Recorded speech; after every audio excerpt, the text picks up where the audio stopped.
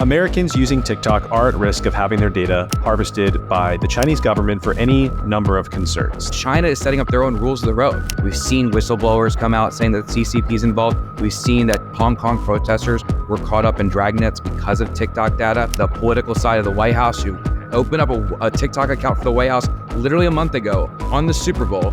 If you try to open the TikTok app, it won't allow you to access the app unless you call your congressman. I will say what I'm worried about is that individual members could get picked off because their donors, there's a couple big donors, who have invested about $32 billion in TikTok and ByteDance. TikTok is like the first on deck, but like there are some other companies that we should be looking at further, and I hope this kind of allows us to go further with that.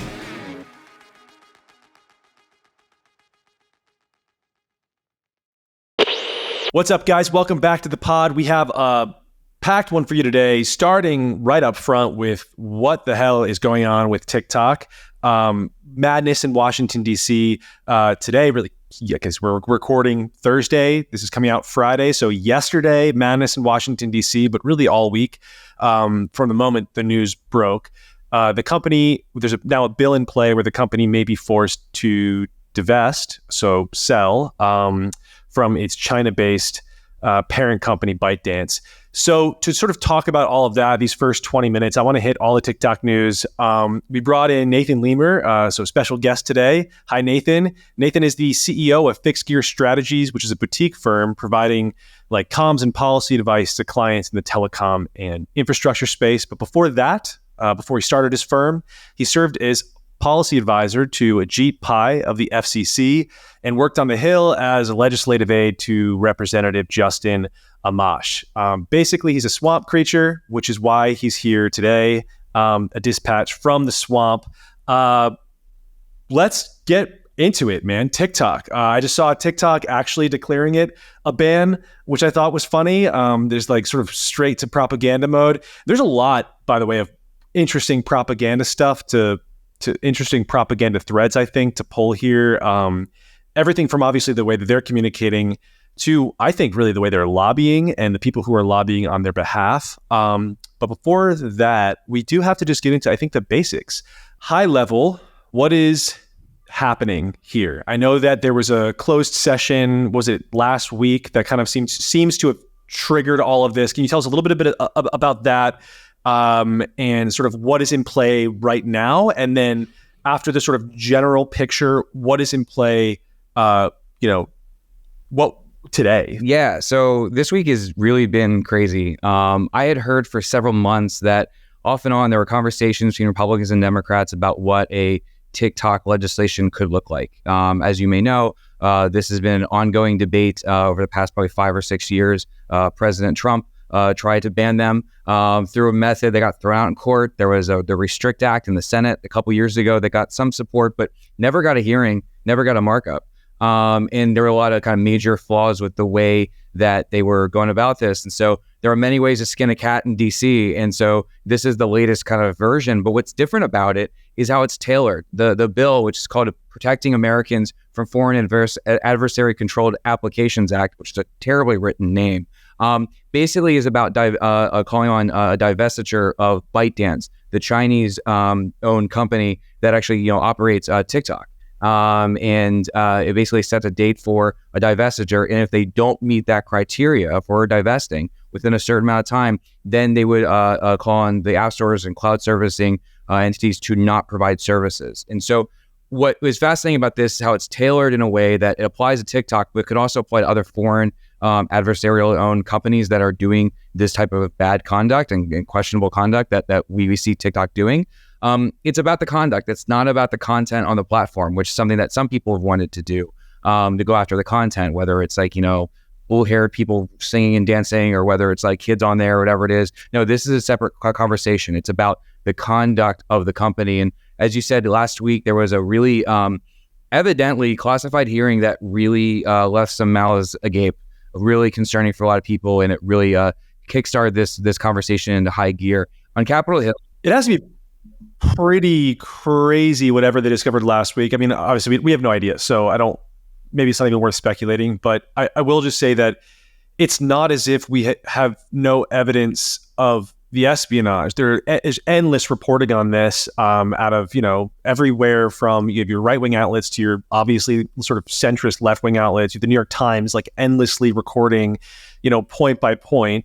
Every single time a story breaks where someone from the company has sent data back to mainland China, including after, so what's his face? The CEO of TikTok famously testified the first time, not this most recent one, and made his sort of promise never to do that. They had this sort of program to, I think it was called Project Texas, which is fucking crazy, where they're thinking like the most jingoistic pro-America name ever, where they're going to sort of ban data sort of moving from TikTok back to mainland China.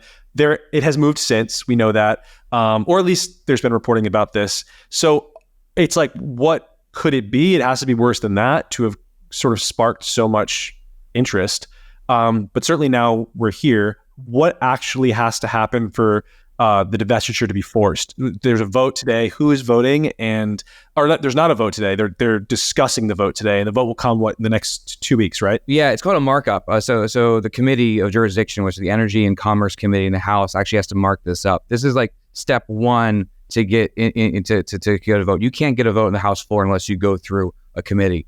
Again, no TikTok bill has ever been through a committee before, so this is pretty fascinating. So they're getting a markup. They released it 2 days ago. They knew they had the votes ready to go for the markup. So the markup is Thursday. And from what I've been told, again, I'm recording before it's actually happened, they're going into executive session throughout the day to deal with various classified aspects of what is going on to make sure they get this right. And so you're going to see over the course of the day, them coming in, coming out, press coming in, coming out, conversations about what this will look like. And from what my sources tell me, unless something changes that I'm not aware of, we're going to have a vote that passes this bill, probably with some changes. I can imagine some definitional changes, some questions about what the qualified divestiture means, some of the covered entities, more further clarification for that.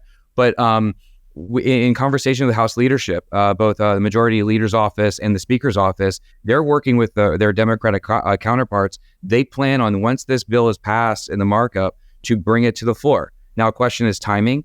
Next week, they're only in session for 3 days because there's a retreat for some of the members of Congress. Look, members of Congress like the vacations just like you. And then the following week, there may be time. So they have a session through the next couple of weeks where they're trying to get this through. The other question is, will the Senate pick it up? Will they bring up their own companion version to go through the Senate committee process and then pass a later Senate full committee, a full Senate version? Do you have any sense whatsoever of what could have been revealed last week? I mean, are you hearing any rumors? Do you have any like, I don't want to speculate, but I would love for you to speculate. Oh, great. I'm here to speculate. This is my job. This is wonderful.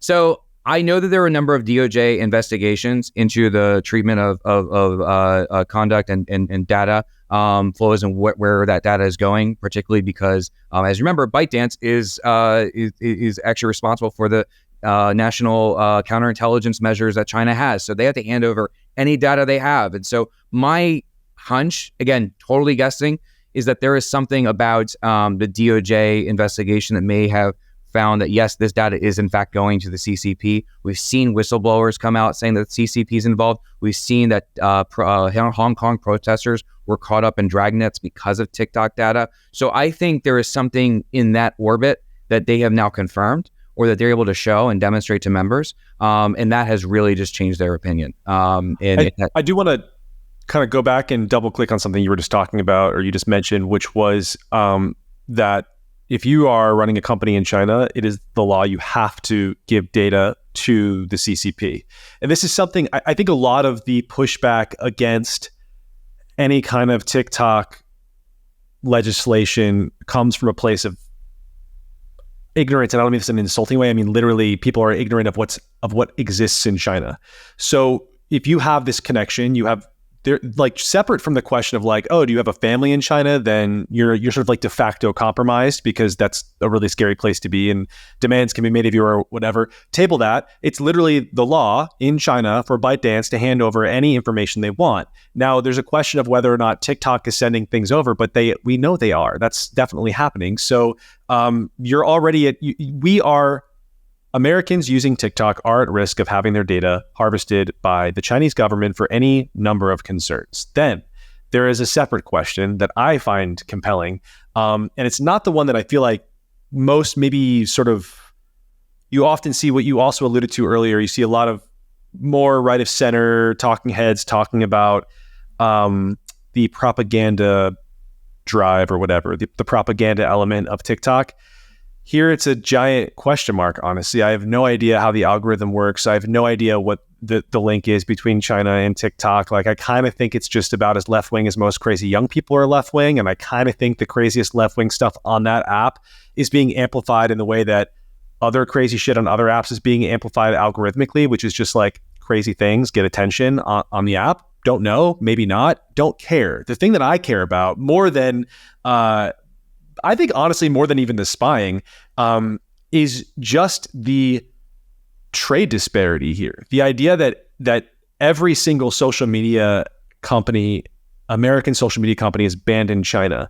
And now TikTok, which is owned by ByteDance, is publicly talking about the value of the First Amendment and competition. And I've said this before, this is kind of a point where I've really departed from libertarianism. This is one of the main points, I think, that kind of shook me away from it. We cannot have a situation in America where the entire world is permitted to compete in our market, but we are not permitted to compete abroad. That's just a total trade imbalance. It makes no sense. I don't know why we've ever tolerated it.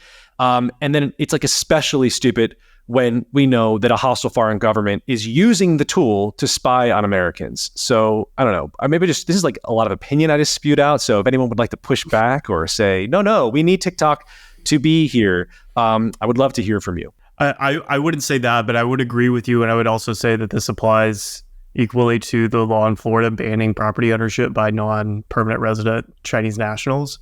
Because China, you have to live, you can't even own property if you're a foreigner there, and you have to live there for 12 months just to lease for 75 years or whatever, which is the closest thing you do to buying.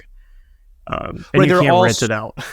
I think it's a good point. There are all of these bizarre disparities. It's like someone commented today on a tweet of mine about this, and they were like, it's like a cheat code in liberalism, right? Like we have these very free governments, is the freest in the history of the world in many respects, certainly when it comes to things like this, when it comes to property and speech and civil liberties. And a totalitarian government, that makes us very easy prey in a lot of strange asymmetrical ways to a totalitarian government. Trade is one obvious place. This, whatever the fuck this property situation is another. I wonder how much of this, Nate, do you hear people talking about in DC? A lot of people are like, no one, are they all sort of like me? Like, no one, like the spying, yeah, it's bad, but like, it's also a giant question mark. Whereas, there are all these sort of obvious other reasons maybe that you want to ban the app. Like, how much of it is being fueled by that? First Amendment doesn't protect against espionage. Like that's just clear as a day. And unfortunately, you're seeing a lot of talking points being pushed out by TikTok and ByteDance. Today, I don't know if you saw this, but Thursday, day of the hearing in DC, at least, if you try to open the TikTok app, now I don't have TikTok, but I've seen this screenshots, it won't allow you to access the app unless you call your congressman. You have to figure out how to opt out, but they want you to call your congressman, telling you they're attacking your free speech, your First Amendment rights. Now, as FCC Commissioner Brendan Carr, a friend of mine and a great leader on this, has been saying, it's about the content. It's not. It's about the conduct. It's not about the content. The reality is that if you're he references a Supreme Court case where if you're a bookstore doing illicit activities, if they want to shut down the bookstore, that's not a First Amendment violation. That's because you were doing illicit activities in the bookstore. If you're running you're like laundering money. No, you can't ban the books. That's not how it works. The reality is that we're looking at the actual conduct. But unfortunately, you're seeing whether it's activists, who are fans of TikTok on the left, or the political side of the White House, who opened up a TikTok account for the White House literally a month ago on the Super Bowl, saying that they want to use TikTok, but also they're saying it's a free speech First Amendment rights. But then the White House policy team saying no. It's not. Let's pause there and talk about that, because it's not just the Biden administration. You see this throughout government. What do you make of? I mean, on one hand, we're being told that it's this huge national security threat. On the other, certainly the president, who should know the most about that, is using the app. Is it how much of a threat is it really? it makes you wonder, right? I mean, the question is like, you're enabling young people onto the app to now have their data sucked up. You're now basically encouraging them into these concerns. But like, I think that's why the divestiture bill is written in such a unique and helpful way. Is we're looking at the actual problem here. Because if we start getting into the content, you're now opening up all these First Amendment questions, and you just say like the structure of our government is in such a way that we don't have an authority who can just willy-nilly, cut people out that say things they don't like. You can't. Which is great, by the way. Like that's cable not the problem. They don't like you. You can't shut down a podcast because they don't like you. Thank you very much, Solana, for what you're doing here and keep it alive. No one can shut you down on this. But like, the reality is that if we're going to do it, we have to go out in a careful way. And we did that with the FCC. And my experience at the FCC was Chairman Pai went after Huawei. We went after the concerns that Huawei was sucking up the data through our routers and through our wireless infrastructure and your cable networks and fiber. And now we're able to shut that down because we knew it was spying. It wasn't your ability to access the internet, Huawei users. It was the fact that they were using a platform, a conduit that was also being used by what do you make of the criticism that I receive relentlessly that this is no different than what Facebook does? It's an American company. That's a big difference. I mean, that's why we're saying it's about if we want to go over the content about privacy issues, overall privacy issues, there's a lot of bills in Congress that can't quite get agreement over how to do that. And that's part of the problem is that whether it's Google or Facebook or some of these American companies, but they don't have to hand over that data to the federal government in the same way. There are checks and balances that we fight for. In fact, I wish we had more of them. And that's why the FISA reform and NSA fight that's happening right now on Capitol Hill is so important, so vital to this conversation too, because we need to make sure that we as Americans online are free from surveillance, whether it's our own or an adversarial government. So next step, entering markup today. And then as you mentioned, over the next couple of weeks, we're gearing up towards the vote. What are realistically the odds that this passes? You said it has bipartisan support, and they got to markup sort of before they even made the announcement. But what about the actual vote? So every bill, this is Congress, can barely get done, right? Obviously, there's a little small odds everywhere. It's like, being a Philadelphia Phillies fan, hoping we win the World Series this year. There's a chance, but who knows? The reality is, though, there's momentum, and that's what matters. That is the most important thing right now is that we have momentum, and the fact they can move on it over the next couple of weeks is just super vital for next steps. So I am worried, though. I will say what I'm worried about is that individual members, particularly important members in the House Republican side, could get picked off because their donors, there's a couple big donors who... Jeffrey, yes. Let's talk about him. Yeah, who have invested about $32 billion in TikTok and ByteDance. And he's on the boards of several very powerful organizations in DC, really in part of the campaign finance infrastructure of DC politics. An individual like that can make things very hard on certain members. And that's the part that we got to mitigate against. And how do we reinforce those members to stay strong on this issue? It's crazy to me how many former Trump people also now effectively work for China by way of one of these companies. You have, what was it yesterday? I went through Hope the whole Hicks. list. Yes. Hope Hicks is the most recent. So you also have like David Urban, who I think he ran Trump's campaign in Pennsylvania, sort of turning now and working for ByteDance. It's not this like right-wing effort, I think, to ban TikTok that we think it is. I think it's pretty complicated. And from my reading right now, the sort of the big risk is not on the Democratic side. I think there you probably have the votes you're going to have. It's on the Republican side because of the money from Yas and things like this. I almost am guarantee that like someone like Rand Paul is going to be a no on this, and he's going to say it's for fair competition or whatever. And then it's like, I mean, the reality of that is we don't have it with China, so it's just bullshit. Again, this is like why I'm not into libertarianism anymore. But that seems to be the piece in play now. It's like, what really is the Republican position on this? And is that not honestly that conflict between the quote free market and national defense kind of at the heart of the changing way that the Republican Party is thinking of itself, right? It's like, it's globalism versus nationalism on the right, I think. Would you kind of agree with that? I think there's a lot there. I mean, we used to think that every McDonald's and Burger King in China would solve our free market problems. And that was actually kind of like the ideology of most of the right. And I still, to be fair, think a lot of that is partly true. And I'm not calling for decoupling of our country, and I'm not a foreign expert to know all of that. But I can tell you that, like, in the age of Trump, since 2016, we've seen a concerted effort to wrestle with these concerns and the fact that we are in such an interconnected world. And if Huawei and Chinese made entities are controlling the internet in Europe, that's going to have negative ramifications for us, not just our security, but our economy.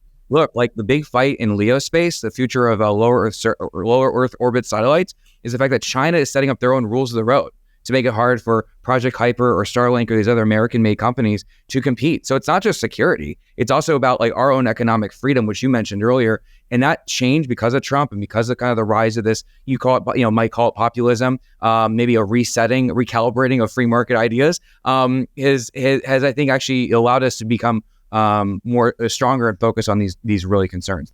Honestly, if we had not been changing our lens, I think very few people would be interested in addressing TikTok. You would have far more members interested in what Yaz or the libertarians are saying. We saw Vivek, who is sort of a surrogate for Trump in many respects at this point. Certainly he wants to be perceived as a surrogate for Trump. While he was running, changed his mind on TikTok. He became a pro TikTok guy. Where do you see Trump coming down on this? Do you see him being quiet on this before the vote happens? Do you see him actually offering his opinion in one direction or another? Because it seems that would also have a huge impact on the way the Republicans are thinking about it. I think that would have a big impact, and I am careful to ever suggest what he may or may not do. But what I would say is look, I mean, Vivek was trying to run for president and try to win, and he was running from behind, and he realized that his base was millennials and zennials, and they use TikTok. And so I think he was trying to separate himself from the older people that he was running against. And so when Jake Paul tells you that TikTok can reach young people, who to question Jake Paul? I think, to be fair, President Trump and his team was very much a part of the kind of refocusing the way we go about China. And so I think, just my guessing is that there's a lot of people in that world who recognize the real concerns with China and the real concerns with their influence in our cybersecurity space. And so, I don't know that he's going to go the same way as Jake Paul. I don't want to misframe it. It's thinner on the Democrat side than the Republican side, right? It's just that the Republican side is now being threatened by lobbyists and things like this. Yeah. Support for the TikTok divestiture would be thinner on the TikTok, there's a number of articles in Politico about the number of lobbyists and leftist center partners. Like, I think there's a former White House staffer that was really close with Joe Biden, helped him get elected, who was brought on by TikTok. Like, they have a lot of people in their space too who are trying to be in the ears of Democratic leaders.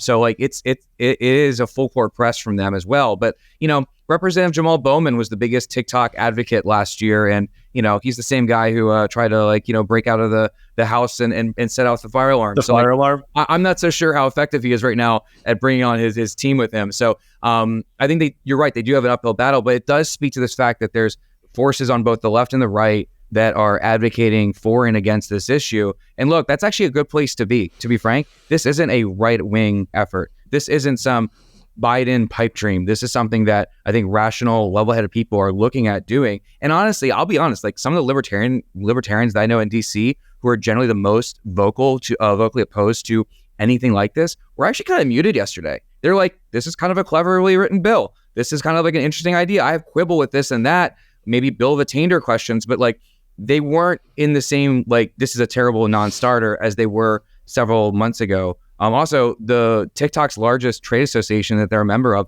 has not said anything publicly about the bill. If TikTok really did have sway with their trade association, they would have come out opposed to the thing right away. But they've been sitting on their hands for the past several days, and it makes me wonder why. I actually have a question on the text of the bill, because something I've been seeing on Twitter is there's this provision in the bill that gives, so the bill sort of says, foreign adversary controlled applications can be subject to these demands of divestiture, right?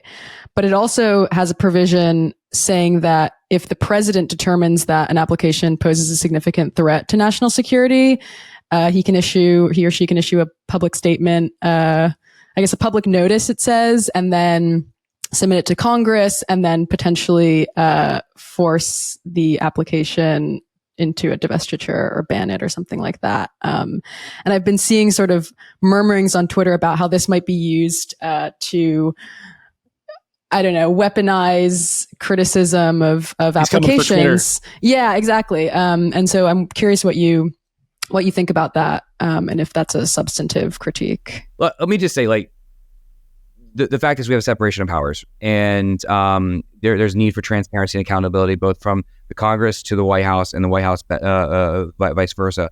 And so it is really important that they hammer out this language in a way that makes sure that there is transparency and accountability, to make sure that the president or any president, whether it's this one or a future one, doesn't weaponize this new authority in a way that would be problematic. Honestly, that was my biggest concern with some of the previous proposals, was that was way too broad. And it was done in a way that I think really was could be a weaponization. So look, we live in a world where Google is cuddling up with the government. We live in a world where we saw different social media platforms censor things based upon what the government told them to do. You're right; it's a fair criticism, and I'm really hopeful to see the markup actually flesh that out so that we can kind of get a better idea of what this would do and what this would not allow, because I understand the concern. I think it's a fair thing to be critical of and be wary of. But that's what a markup's for. That's what this congressional, conference process is for. And honestly, that's the role of libertarians. Like, that's where Rand Paul's perspective, or Representative Massey, or Mike Lee, or certain members in the Freedom Caucus, or others, or Billy Lofgren on the other side of the aisle. That's why civil libertarians are important, to let's balance this out and move forward. Given that this is a divestiture and not a ban, not an outright ban, it seems like a pretty easy thing to message on just patriotic, nationalistic grounds to Republicans. I'm wondering how do you steelman the opposition from Republicans? Is it just completely political? Is it just like the machinations of the swamp that is producing this opposition, or are there actually good reasons to allow ByteDance to continue owning TikTok? I'll do my best. In DC, we don't steel man, we just, straw man, but I'll do my best. I'll do my best West Coast impression here. You guys are so thoughtful and engaging. We don't come to compromise, man. We're just trying to beat the other guys down. That's what Twitter's for. X is for, sorry. No, I think there's actually some fair thoughts. I mean, if you're saying how would this actually affect the small businesses and various entities that are actually leveraging TikTok for economic opportunity, right? Let's say they're not getting the same engagement. You're a small business who's using TikTok to become like the greatest hairdresser or whatever it is. I could see an argument for that. First off, that actually would it have an impact on small businesses and small entrepreneurs that can't get the same. But it wouldn't. A divestiture wouldn't have an impact on that. Yeah, I'm just. Well, yeah, but would they? I'm trying to banned, come up with ideas. The other side is. They're saying it's like a closet ban. So if here's, I've got one. Who's going to buy it? It was valued at like $86 billion or something. There's no way Democrats are going to allow Mark Zuckerberg to buy it, or Elon, I don't think, could afford it, right? He can't, I don't think he'll, maybe, who knows? I mean, maybe X could do it, but there's no way they're going to allow that in this climate. So what is the company? What giant company that can afford it are they going to allow to actually buy it? That's going to want it. And if they can't find a buyer, then is it a de facto ban? Or do they just have to sell it at a sort of massive discount to I don't even know, a gaming company or something that then becomes immediately overnight the most important social media company in the country? Yeah, I mean, look, Lena Khan is at the FTC, so who knows what they would allow for any sort of purchase. I mean, that is a legitimate question. The other one I would say, Brandon, because I started thinking about with TikTok went away, but you're right about the divestiture clarification. I missed that. What I would say is that it kind of speaks to this larger conversation about the economic questions, geopolitical economic questions. How does this play? Is there a reaction from China? What does that look like? What American companies are involved in that? That was actually a concern that we literally raised by I think honestly an Ernest Hill staffer yesterday to me about hey, if this happens, what does this look like down the road for us? What are they going to ban our social media companies? Not just social media. I mean, look, we have how many manufacturing, how much other stuff is in that space. What are they going to do? They would retaliate. If they, I don't understand. This is what I don't understand on the DC side. What is the fear of trade war with China? We will suddenly have to pay $10,000 for a new phone or something, and they will not be able to feed themselves. It's they don't want a trade war. Their entire economy is based on trade. They cannot have an enemy in the United States. And it's this one seems like an absolute softball to me. As long as you have people in DC who are willing to fight.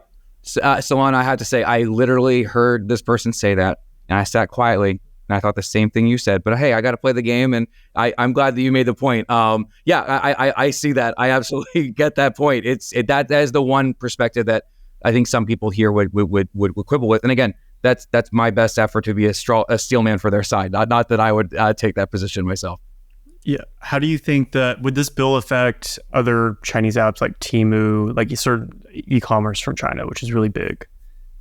So yes, I think it could have an effect on it should shine a light on e-commerce, and I think the China CCP Select Committee in the House has done a really good job of kind of raising more and more concerns about that. I think you can't go forward with some of those other entities unless you look at TikTok first. One point I would bring up is I'm still focused on the hardware side.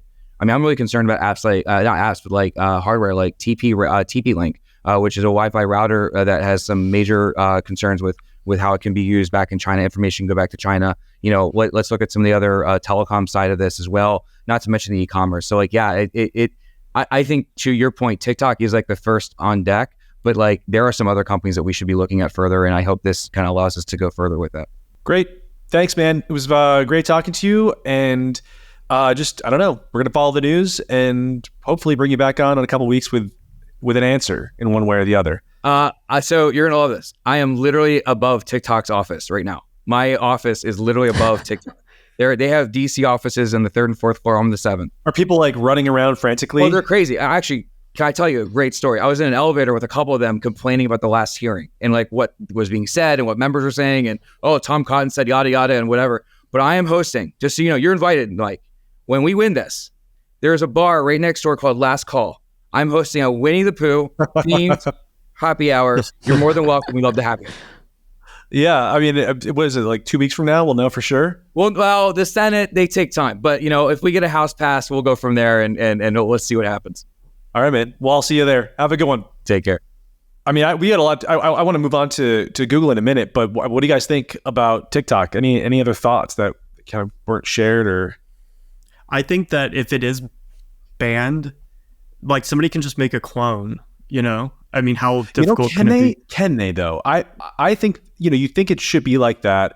And yet Zuckerberg has really tried. And Instagram, I mean, the crack does not hit the same way. I don't know if you've noticed. And I think there is something that has not been replicated. I think it's harder to build these things up. One question I have, this is like very easily Googleable, but what percentage of TikTok users are American? So TikTok has over 1 billion monthly actives. As of January 2024, the United States was the country with the largest TikTok audience by far, with almost 150 million users engaging with the popular social video platform. Is it true that mainland China puts limits on how they have a long different kids version. can watch the app it's not per TikTok. day? It's something else. That's totally, yes, like restricted, and there's all sorts of laws in place. And also, they have all sorts of limits. Though it's not just their short form video sharing. It's video games. It's like video games and things like this. Yeah, they're super into the control mindset, which I don't know, man. I'm getting there. Do I want these 14-year-olds on these things all day? But then I guess, this is always the question. It's always, what is different about this than television? And I think to myself, well, it's also bad for kids to be on television all day, but it is different. Every app, every new technology advance is different. To have this living inside of your head is different. The short form nature of it is different. The way that it tracks algorithmically to your interests is different. Like there are different things about this. And they pose different risks, just like different substances pose different risks. I think they're worth interrogating. Sorry, Sanjana, I cut you off. I was just going to say, in terms of what might replace TikTok if there's a ban, I think something useful to look to is India, because they banned TikTok in India and it had like 200 million users, I think, at the time. And they just permanently banned TikTok a few years ago. And I just looked it up and it looks like the TikTok ban in India was connected to the rollout of short form video content on YouTube and Instagram. So maybe what we'd see if the TikTok ban goes through, if they can't find a buyer, for example, who's willing to pay the exorbitant price, would be like a fine tuning of Instagram Reels and YouTube Shorts so that the algorithms get better. I don't know. Well, certainly people would flood to those platforms. I didn't realize that they had banned it in India, and that must be why I feel like every YouTube short that I see is just like an Indian guy with a cute animal. Yeah. Like there's just so much like Indian content on there that Yeah. now I realize why. Well, sound off in the comments. Let us know what you think about the TikTok divestiture or ban if you are a TikTok propagandist. I want to talk about Google. We published a piece on Monday, Google's culture of fear inside the DEI hive mind that led to Gemini's disaster. If you'll remember a few weeks ago, we reported on the Google's AI disaster in which white people were erased from image generation effectively. And this had all sorts of clownish things where, you couldn't even look back through time and find like medieval knights or something that were white. The Pope, you could not get a white Pope, right? You were like turning up images of a black Pope and an Asian lady Pope and things like this. The diversity, sort of the over-diversification problem is what people inside Google refer to this as. I can hear a report because I talked to a bunch of Googlers. But this problem, the question of what exactly happened at Gemini, got me on a journey. I decided to reach out to Googlers and see if anyone was willing to talk. A lot of them were, including people really at all levels of the company, from all different roles within the company, and broke some news. So we had a bunch of stuff in there, everything from the actual DEI architecture of Gemini, which we wrote about. No one else has reported on that yet, to all sorts of anecdotes on, just kind of like the culture of what's happening at Google. We were able to also break, separate from the architecture of Gemini, the fact that the Gregglers, which is an affinity group for people over the age of 40, are being forced to change their name to something else we don't know yet. Google had to hire an outside consultant because apparently not everybody over the age of 40 has gray hair, and this was considered not sufficiently inclusive. I kind of walked into this expecting a clownish story of just DEI run amok and maybe some illegal stuff like illegal hiring practices and things like this. But what I got was much more interesting. It was like a much more interesting business story, I think, than that. And this is just, the company is incredibly siloed off to the point where most people I spoke with didn't even know what was happening on any other team. By the end of my interview process, and I interviewed a ton of people for this, I definitely knew more at the higher level than people working at the company. Obviously there are people working at the company at the highest levels who know more than I do, but sort of the average person at Google seemed to know less than even I did because they don't have sort of a top-down view of what's going on. No leadership. Sundar is completely inept. And the disaster happened. Sort of the over-diversification, they call it. This is a product of the outsized role of HR, which is itself infected by the DEI bureaucracy, that you have at a company that's super siloed off to the point where the only thing most people have in common is HR. So they exert a tremendous amount of pressure on the company. Everything is overcomplicated. Everything is like multiple layers of bureaucrats and people you need to talk to and process. This is a company that was famously at its inception engineering-led. It is now bureaucracy-led. And that has led us to a situation where I think it's actually impossible, in the words of one engineer, senior leader that I spoke with, I think it's actually impossible to build good products at Google. And I think the future is pretty bleak right now, unless tremendous change happens at Google for Google because of AI. So Google has sort of famously lost like every single new product initiative or sort of product battle over the last 10 years that it's entered. Everything from AR or social media to AR, that was fine. They could lose those battles. The thing about artificial intelligence is it's being sort of spoken about right now as a search killer. This is why Microsoft is obviously you have Microsoft and Bing sort of pursuing full throttle on AI and their partnership with OpenAI specifically. If artificial intelligence does eat search, if that's the future of AI, that it can do that, then Google's facing the first real challenge in its history, and it's not a company that's built to fight. So I think it's in trouble. And that was kind of the gist of my piece. All sorts of crazy anecdotes in there throughout the company, all kinds of interesting business insights and structural insights into the company, all sorts of insights into the way that diversity has creeped into the product and why that's a kind of core component and why you should expect it to persist. yeah, you should check it out. Guys, what were your thoughts on the collapse of, it's not collapsing yet, but what were your thoughts on what's happening at Google? Did you, Solana, when you were talking to your sources, did you get a sense that there was like a moment inside the company where people started to use Gemini and saw that it produced overly racialized images and said, yes, this is what we want, we're going to take it to market? And secondly, you'd think that if the founders would have used this for a few minutes, or even the CEO, it would have been stopped in its tracks. So I have to assume that they didn't use it before it was released. There were people on various teams who did have access, who did use it, who did flag the quote over diversification problem, which is what they refer to this as internally, and over diversification. And it was either ignored or lost in the shuffle, but my sense was ignored. And that is based on the things that were being tested for. For example, you query or you prompt, show me an American farm worker. And white people make up like over 90% of farm owners and workers. I saw this kind of surprising poll about that recently in terms of breakdown of jobs by race, most popular jobs and things like this.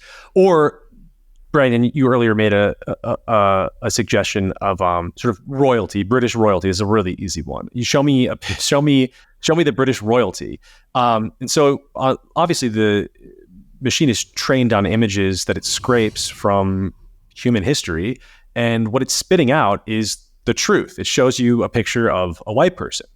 But in the case of farmers specifically, we start there.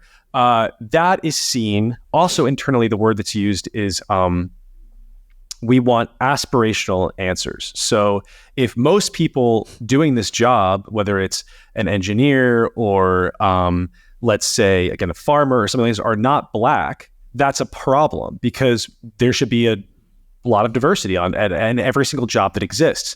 So they have this convoluted system of LLMs that are designed to sort of rework your prompt and then show you something that is sufficiently diverse. And this is what they were testing for. They were testing to make sure enough diversity was in the answers. So they're now like, show me a farmer, and it's like an Asian woman, and it's like a woman in a Muslim headscarf, and it's like, one Black guy, and then the fourth person maybe is white. But I also saw, I don't want to get too in the weeds here. The point is, they were not testing for the problem of like, I don't know, what happens if you show me British royalty and it's all Black people? What if you ask for like a 19th century British novelist and it's like, an Asian woman? Like that doesn't make any sense. They don't care about that. They didn't see it as a problem. And in fact, when it comes to like diversifying things that don't make any sense, they see that as part of their mission. Again, the word aspirational was used over and over again, not only for it sort of began in professions, but then it moved into things like nationality. So like show me Swedish women or something. And if the image turned up all Black women, that would be seen as fine because there are Black people who live in Sweden, and like in the future, like all these countries would be super diverse, and isn't diversity great? So that ideology kind of, I think, inhibited them from the question of historical accuracy, which we're now they're sort of now thinking a little bit about, but the real trigger there was just Black Nazis. Because when you erased white people from human history, that meant that, the prompt, show me a Nazi, turns back an Asian chick or a Black guy. And that was seen, the whole thing in general was seen as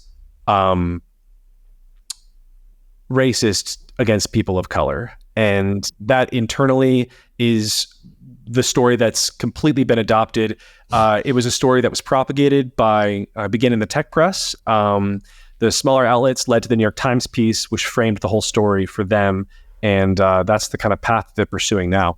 It's hilarious that they would show like a picture of a Black guy doing agricultural labor and be like, aspirational. It's like, they worked hard to get out of those fields. What are you talking about? Like, I don't know.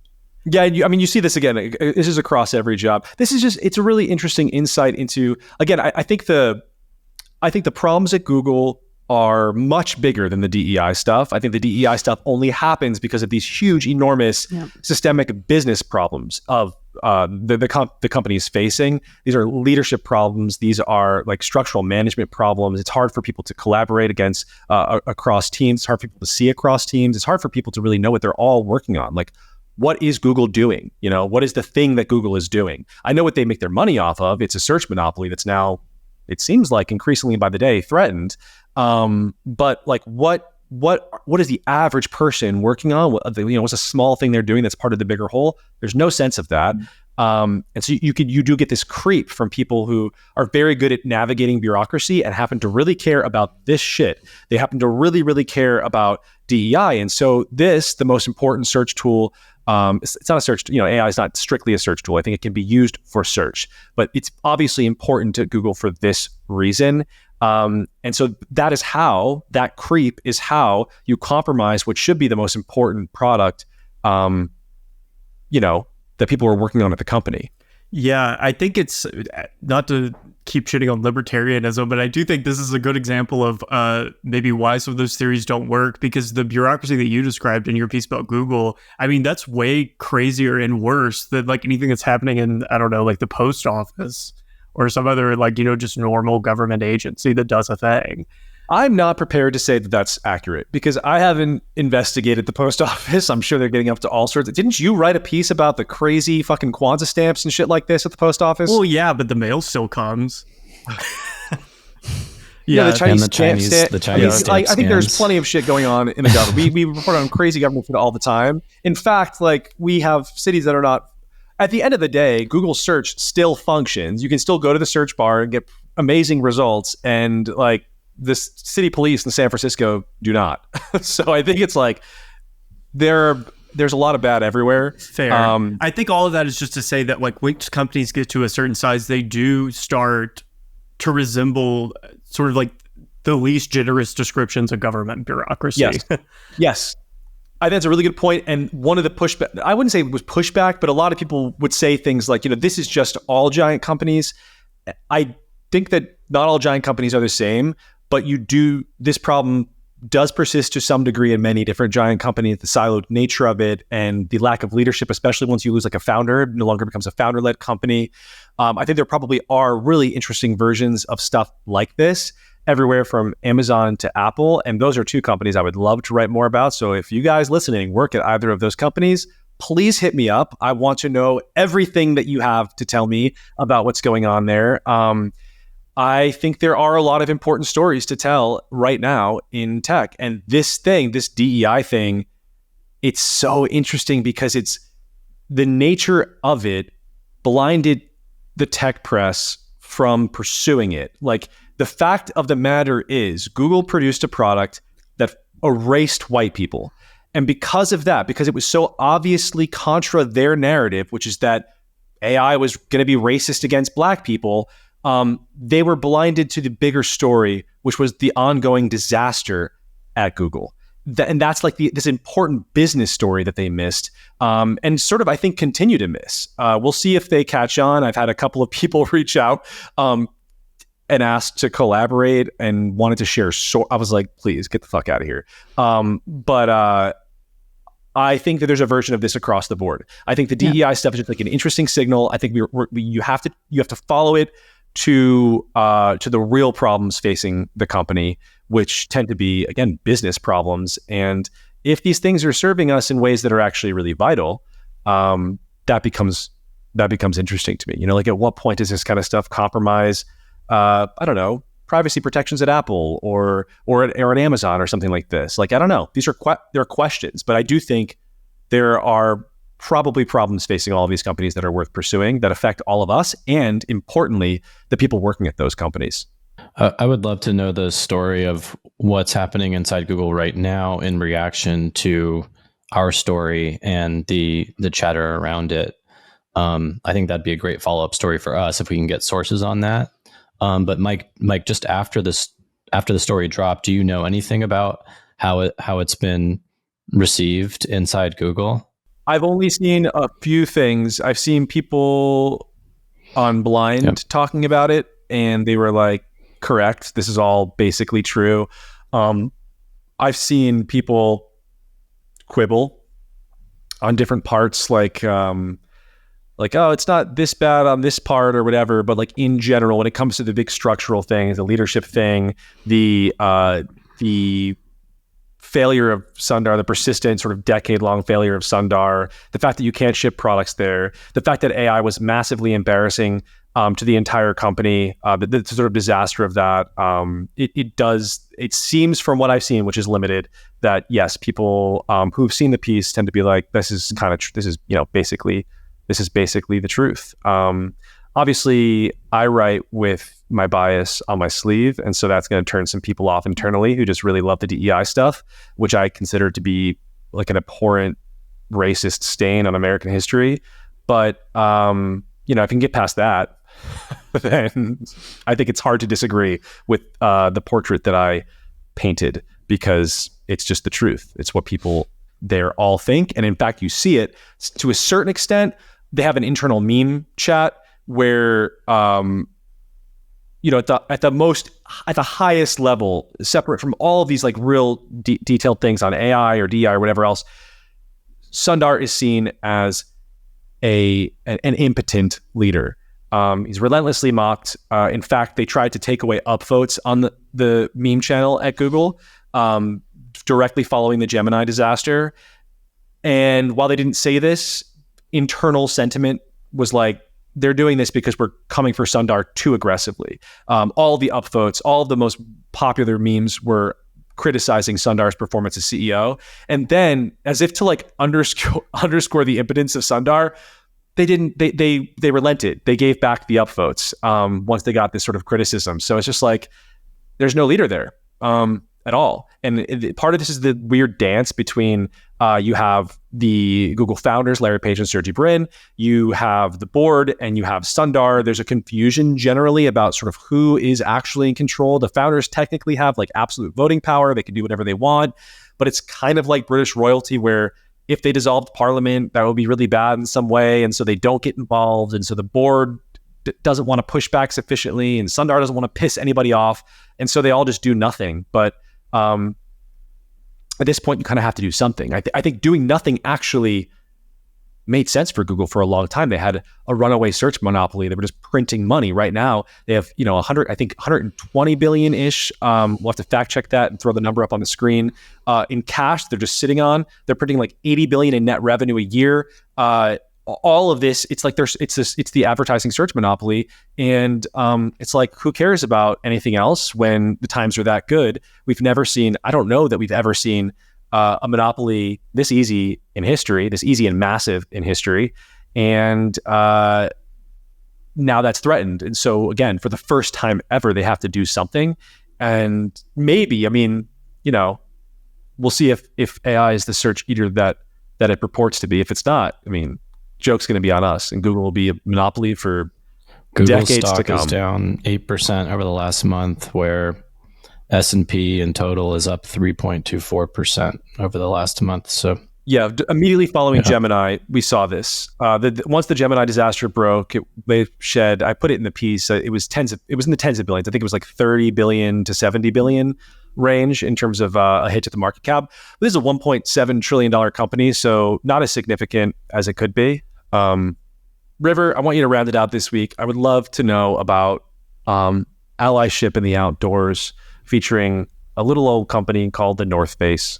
Last week, a bunch of national media outlets started reporting that the North Face, famed for their puffy jackets that I think a lot of you in San Francisco are very fond of, started offering a 20% discount if you took their Allyship in the Outdoors course, which is this anti-racist training program, but specifically for Europeans in the outdoors, even more specifically British people.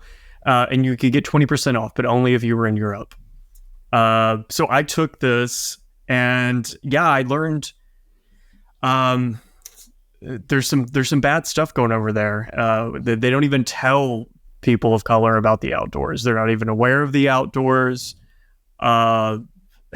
It opens with just saying, when's the last time you saw a person of color hiking or in the or participating in it? It was like, have you ever seen a black guy ski? Like, it's like that type of thing. And it sort of goes from there. For example, early on in the course, they provide an example of white privilege. It says, I've grown up knowing that the outdoors is a place for recreation and fun. Just I don't know. Is that true for all white people? My mom wouldn't let me be in the Boy Scouts because she said they were perverts, which actually, some stories that broke later on. River, how do you steelman that? Is it like they're saying that most people of color are like physical laborers, and so they don't have fun outside because they have to work out there? Like, what is how do you get to a situation where a black person doesn't know that outdoors can be fun? I don't know, really. I guess, there was also some stats that they gave about people of color not visiting national parks in England. I don't. They never really offer an explanation as to why they have made people of color in the UK so terrified of the outdoors. I don't know exactly why. And then it tries to kind of give explanations. It says like there's a lack of awareness about the outdoors. I don't even know what that means. I guess they don't know about it. They're afraid they might encounter racism in the outdoors as opposed to the indoors. All right. But even though they're apparently people of color in the UK have this fear, the North Face wants you to lure them into the forest with you. So you have to answer these. There's a quiz at the end of every unit, and if you get the wrong answer, they'll explain why it's wrong. So, for example, when the quiz asked me which of the statements are true about diversity in the outdoors, my kind of like fake answer, because I wanted to see what they said, diversity creates siloed communities for people of color, was wrong. And it was corrected by a prompt that said, this is not about segregation. It's about creating safe spaces where affinity groups can learn about the outdoors without fear of being judged and wrongly stereotyped. They're saying there is no segregation. Right. If somebody forms an affinity, like a black affinity group, that's not segregation. I guess. It's weird to me that it's like you have these it's always a pesky kind of busybody, like white person kind of like, it's like, I'm imagining like a white woman, let's be honest, who she's looking around her hike and she's like, I want a black person here. You know, it's like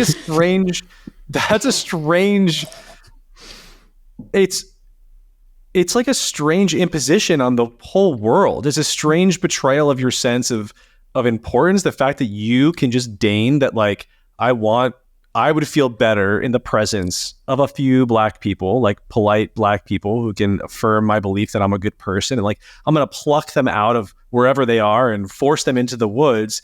That's like, if you just like break this stuff down to its barest, it's really bizarre. Yeah. And it's strange that we've gone on so long not calling out the like fundamentally bizarre nature of a demand like this. Like show me an Asian right now. Yeah. You're like, it's like a white lady in a puffer jacket on the edge of the woods, and she's like waving at black people, and she's like, hey, come here. Hey, come here. It's okay. You don't have to be afraid. Come here. like it is a little creepy if you think about it. Patronizing. Yeah. So they also said that it could take generations to incorporate these hiking like affinity groups into the broader outdoor sports world, which is crazy because it didn't even take Mississippi that long, you know. So I wonder if the UK. I wonder if this company, right? They're focusing on the UK. UK demographics are changing. Yeah. This is probably just straightforward business strategy. They're looking ahead and they're saying, actually, like the average Muslim immigrant is not as interested in camping as, you know, the silly white person. and we got to convince them that it's like cool. And so they're doing it in a probably the wrong way. What I would do is I would start advertising to Muslims if that's what you want, rather than to white people. And I don't know what they expect. Like, what is their best case? What is their best case here? It's like they want that code. They take this quiz. They realize like, oh, I should go to a mosque and start just like handing out flyers to the local fucking trails or whatever. It's a very silly strategy, though. I think the higher level thing here is a little bit more interesting, which is that, you know, Europe is increasingly Muslim, and the UK in particular is increasingly Muslim. Yeah, and they're targeting like the dead serious Muslims in this too. Like they had like a lady in like the full niqab and it was like hiking or whatever. And she formed some group that they do hiking, but then they stop for like the prayers or whatever at like the designated times per day. I think it's weird to force people of color into the woods. I think it's weird to expect that they have to like it as much as the average white person. And is it even the average white person is the other thing. Like, you kind of alluded to this yourself, River. You're like, you didn't know anything about the outdoors and you were like poor. And so maybe, I think there's probably a class thing here. It's not a rich person thing. I think it's like an upper middle class or a middle class thing. My dad and mom were teachers, and we did a lot of camping as a kid, and I did do Boy Scouts and stuff and loved it. But it's like an inexpensive thing, but also it does, for whatever reason, seem like poor people aren't into it and really rich people aren't into it. Yeah, I mean, I grew up like hunting and fishing and stuff, and I wasn't like in the Boy Scouts. Like, I don't know, I didn't do outdoor sports. I mean, I don't consider hiking a sport also. You're walking. Okay. But there was like crazy shit in here when it was, they said you shouldn't judge people of color by the same standards you judge yourself. Which was one of the wilder things that they said. I did just see another, this is going viral on TikTok again. It's someone complaining about time being, the concept of being on time as being punctuality being racist or being racist. Yeah, I've seen that one before. Crazy to me. I can't. They're trying to destroy civilization. In the head of someone who's saying this, because it's wild. It was a black woman, and then it was corrected by it was stitched by a black guy who was like, "Are you fucking kidding me?" And like he like went off about it, but like she was saying she's this woman. She's married to a white guy. They showed up. Her version of the story is they showed up 10 minutes late to some dinner, and people were already eating. And then she was like, this is a teachable moment for me to explain to them that not everybody thinks this way, and not all dinners, I guess, start exactly on time or something. I think what probably happened is it was more than 10 minutes, and they were probably firm about when they were starting dinner, and they just showed up late, not because they were black, but because they were late. And so it's like this story, that this argument confuses me on the standard sort of weird, like racial, it confuses me along the typical sort of racialized dynamics of modern American discourse, which is like, if you are saying that punctuality, or the concept of punctuality, or the expectation that people be on time is racist, you are saying that black people are innately late to things, which is weird. Like, how do you not just hear yourself saying this stuff and understand immediately that you're being racist? If you think all black people are late to things and can't help themselves because they're black, that's crazy. That's more racism than I've ever. That is way more racist than anything my grandma said. Okay, it's like real. That's racist. Like, you really believe you have an actual racist worldview, but it doesn't mean that like if you hire a black person, you have to change your policy on like when meetings start and things like this. It's just very crazy to see these things. These ideas sort of bubble up, and then you have to take them seriously, even if they're completely clownish. Yeah, absolutely bizarre. I would say that this one is probably more offensive than the black people don't camp thing, which is just kind of funny. And I am upset that we don't have a code like that here. Why do you think they didn't offer it here? I don't know. I really don't know why they wouldn't offer it here, because there's more black people here. Way more.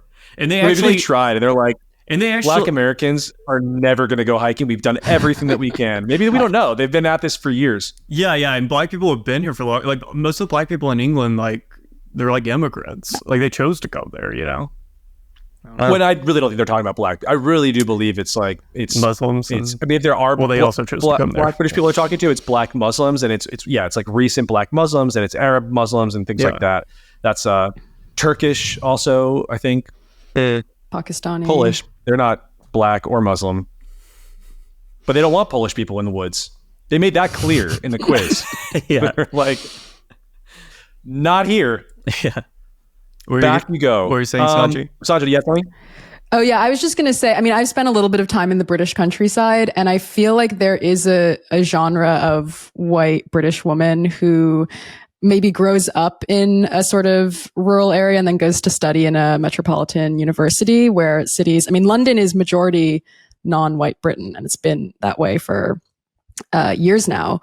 And they get exposed to all of this kind of rhetoric about how Britain is this like fundamentally racist country. And I do think Solana, you're right. It's this genre of white women that's like probably behind this kind of course. I think it's as simple as that. Is like, I've been in conversations with people where there's this kind of like apologetic tone about how, you know, these British village towns are like all ethnically British.